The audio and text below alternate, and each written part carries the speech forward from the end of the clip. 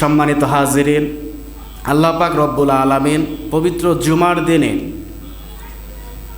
আপনাকে আমাকে দুনিয়ার হাজারো ফিতনা ফাসাদ কর্মব্যস্ততা থেকে মুক্তি রেখে মুক্ত দান করে দয়া করে মায়া করে আপনাকে আমাকে মসজিদ ঘরে কবুল করেছেন। আল্লাহ পাকের গোলামি করার, তাকে সিজদা দেওয়ার তৌফিক এনায়েত করেছেন। শুকরিয়া গুজার হই, সিজদা অবনত হই, কালিমাতু শুকুর আদায় করি, বলি আলহামদুলিল্লাহ। সাথে সাথে রসুলের শানে দরুদ ও সালাম পেশ করি।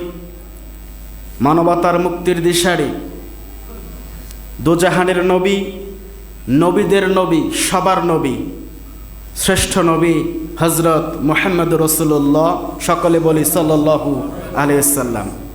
শুকরিয়া আমাদেরকে আদায় করতে হবে, কারণ আজান অনেক মানুষের কানের মধ্যে পৌঁছে গেছে, কিন্তু মসজিদ ঘরে আসার সুযোগ এখনও তার ভিতরে হয়নি, ঠিক কি না? আপনারাও আজান শুনেছেন, আমিও শুনেছি, এই মাইকের আওয়াজ অনেক দূর গিয়েছে, কিন্তু সবাই কিন্তু মসজিদে আসার, বসার এখনও সুযোগ পাই নাই। আল্লাহ পাক আপনাকে আমাকে সিলেক্ট করেছেন, পছন্দ করেছেন, আমরা এই জন্যই আসার তৌফিক পেয়েছি, ঠিক কি না? এজন্য শুকরিয়া আদায় করতে হবে।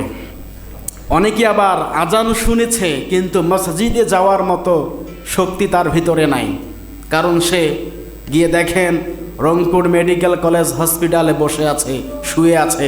আজান শুনেছে, গিয়ে মসজিদে নামাজ আদায় করবে, এই শক্তি তার ভিতরে নাই, কারণ সে অসুস্থ, ঠিক কিনা?